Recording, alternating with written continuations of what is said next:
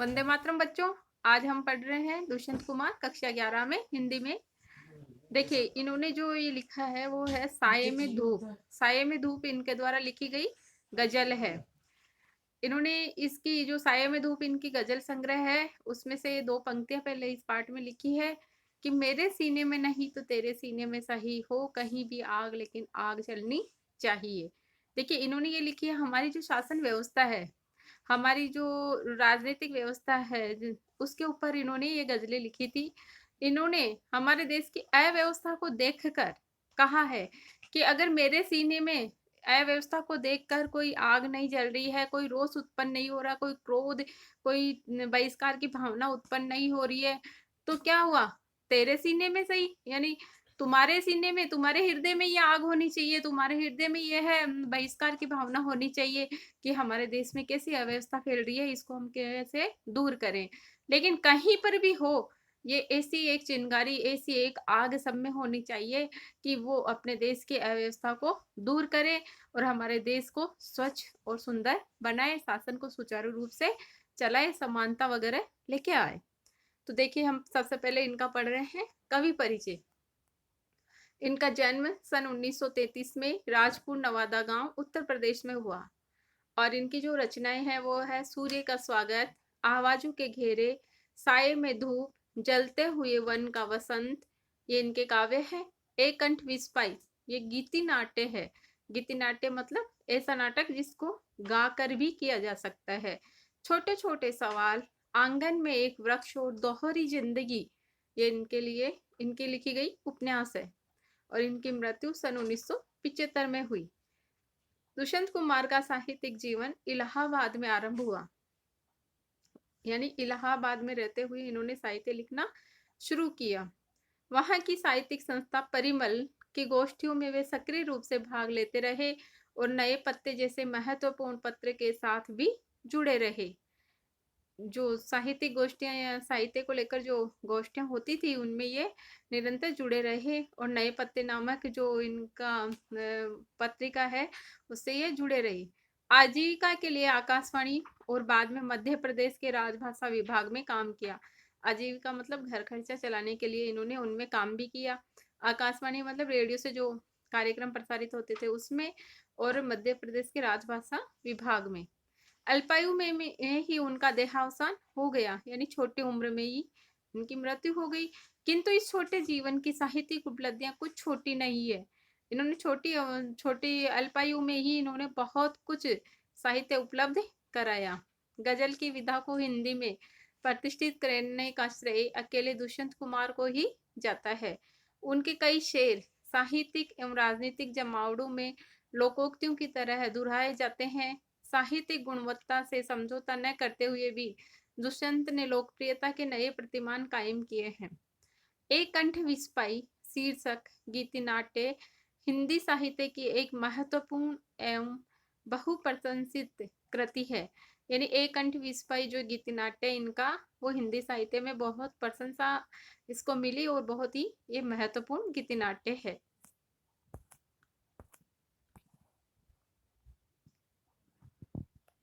यहाँ दुष्यंत की जो गजल दी गई है वह उनके गजल संग्रह साये में धूप से ली गई है। यानी आपके जो पाठ में गजल आई है वो इनका गजल संग्रह है, किताब है साये में धूप, उसमें से ली गई है। गजलों में शीर्षक देने का कोई चलन नहीं है, लेकिन यहाँ सहूलियत के लिए संग्रह के शीर्षक को ही गजल के शीर्षक के रूप में रख दिया गया है। यानी गजलों में शीर्षक नहीं दिया जाता है, टॉपिक नहीं रखा जाता है, लेकिन फिर भी यहाँ पे इनकी जो गजल संग्रह को नाम दिया है साये में धूप।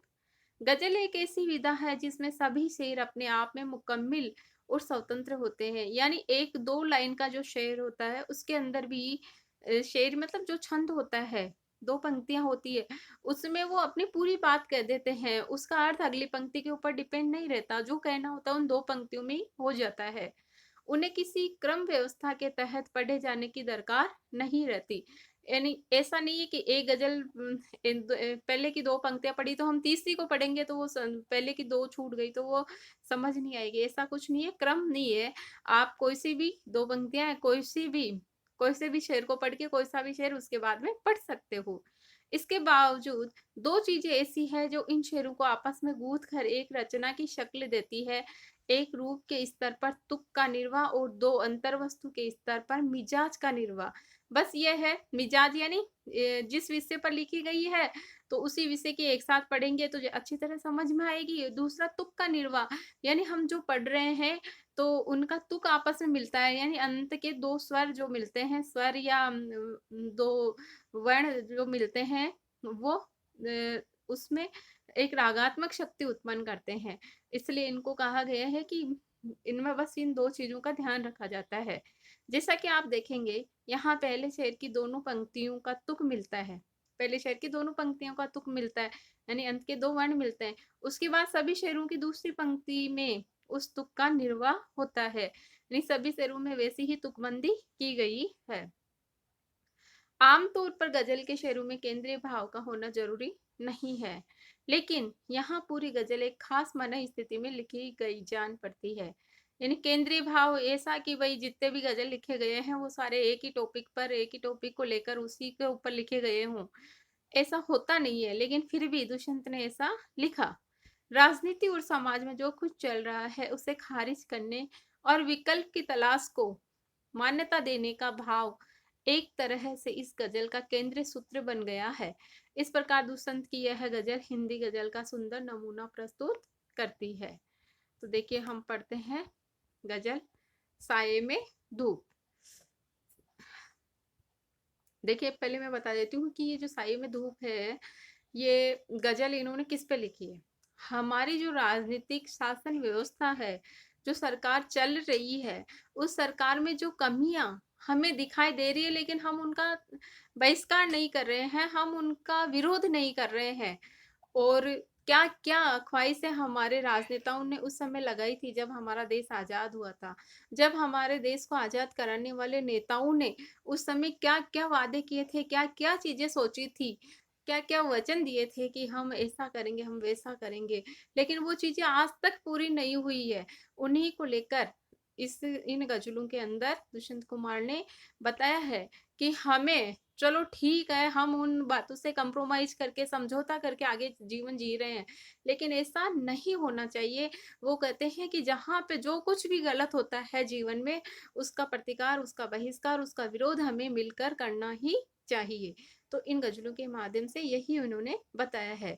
देखिए पहले जो शेर है उसके अंदर बताया है। देखिए मैं पहले आपको बता देती हूँ तुकबंदी क्या होती है। जैसे इसमें पहली पंक्तियों में लिए लिए है, लिए लेंगे, लिए, ये लिए लिए लिए जो आ रहा है शब्द, ये है तुक, यानी अंत के 2 वर्ण सब में मिल रहे हैं, ये तुकबंदी होती है। क्योंकि इनको हम गाकर भी पढ़ सकते हैं और ऐसी तुकबंदी पूर्ण रचना को पढ़ने में आनंद भी आता है, इसलिए तुकबंदी की गई है। तो शेर में, गजल में ये तुकबंदी होती है। देखिए पहला शेर है, कहाँ तो ते था चिरागा हर एक घर के लिए, कहाँ चिराग में सर नहीं शहर के लिए। चिरागा यानी रोशनी, दीपक, कि कहाँ तो हर घर के अंदर रोशनी फैलाने के लिए हमारे राजनेताओं ने बड़े बड़े वादे किए थे। जब देश स्वतंत्र हुआ, हमारा संविधान बना, तब कैसे कैसे वादे किए थे कि हर घर में रोशनी पहुंचा देंगे, लाइट पहुंच जाएगी, बिजली पहुंच जाएगी, हर घर रोशन हो जाएगा हमारे देश का स्वतंत्र होते ही।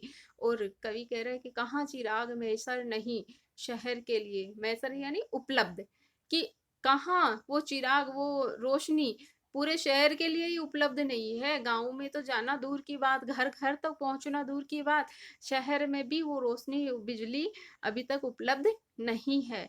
अर्थात जो वादे राजनेताओं ने किए थे, जो बातें उस समय की थी, वो आज तक पूरी नहीं हुई है। यहाँ दरख्तों के साये में धूप लगती है, चलो यहाँ से चले और उम्र भर के लिए। कवि कहता है दरख्त कौन है? हमारे राजनेता, हमारी शासन व्यवस्था। कि हमारी शासन व्यवस्था ऐसी है, दरख्त तो वैसे पेड़ को कहा जाता है कि पेड़ की छाया में बैठने के बाद भी अगर धूप लगती है तो फिर उस पेड़ की छाया में बैठने का कोई मतलब ही नहीं है। दरख्तों के साये में यानी छाया में धूप लगती है, चलो यहाँ से चले और उम्र भर के लिए, तो इससे अच्छा है उस पेड़ को छोड़कर वहां से हमेशा के लिए, उम्र भर के लिए वहां से चले जाएं। एक अर्थ ये निकलता है। दूसरा अर्थ कवि कहना चाह रहे हैं कि दरख्तों यानी हमारी शासन व्यवस्था के जो राजनेता लोग हैं, जो हमारे शासनाधिकारी है, अगर उनके साये में रहकर, उनके वश में रहकर, उनकी शासन प्रणाली में रहकर भी हमें धूप लग रही है, अर्थात हम दुख उठा रहे हैं, हमें तकलीफें हो रही है, तो ऐसी हालत में हमें वहां से हमेशा के लिए चले जाना चाहिए और उम्र भर के लिए चले जाना चाहिए। ऐसी शासन व्यवस्था को छोड़कर वहां से हमेशा हमेशा के लिए चले जाना चाहिए। कोई मतलब नहीं है उनके साथ वहां रहकर और उनकी शासन व्यवस्था को भोगने का। इसलिए कवि कह रहे हैं कि वहां से हमेशा के लिए हमें छोड़कर चले जाना चाहिए, कि अगर हमारे में उनका विरोध करने का हौसला नहीं है तो फिर छोड़ ही देना चाहिए। आगे वो कह रहे हैं, न हो कमीज तो पाँवों से पेट ढक लेंगे। ये लोग कितने मुनासिब है इस सफर के लिए।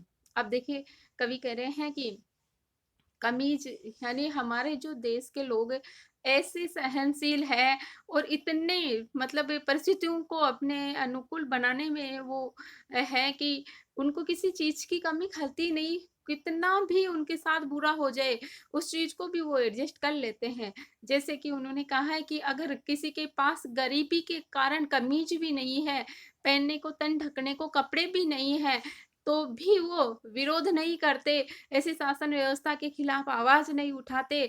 वो क्या करते हैं, पैरों को इकट्ठा कर कर अपने पेट को ढक लेंगे, लेकिन फिर भी विरोध नहीं करेंगे, आवाज नहीं उठाएंगे। इसलिए कवि कह रहे हैं कि ये लोग कितने मुनासिब है इस सफर के लिए। मुनासिब यानी अनुकूल, कि ये लोग कितने अनुकूल हैं इस सफर के लिए, कि जो जीवन वो यात्रा, जीवन की यात्रा वो जी रहे हैं, उस यात्रा के लिए ये कैसे अनुकूल अपना जीवन बना लेते हैं। जैसा उनको मिलता है उतने उसी में वो खुश हो जाते हैं। क्या उनका ये अधिकार नहीं बनता है कि जिनको वो जीता कर अपने शासन पर, अपने ऊपर शासन करने के लिए भेज रहे हैं, देश का हाथ उनके मतलब पूरा देश उनके हाथ में सौंप रहे हैं, उनके खिलाफ वो आवाज उठाएं, अपने अधिकारों की आवाज उठाएं, लेकिन वो लोग ये सब नहीं करते। बस जैसा उनका जीवन जी रहे हैं, जैसा निकल रहा है वैसे निकाले ही जा रहे हैं।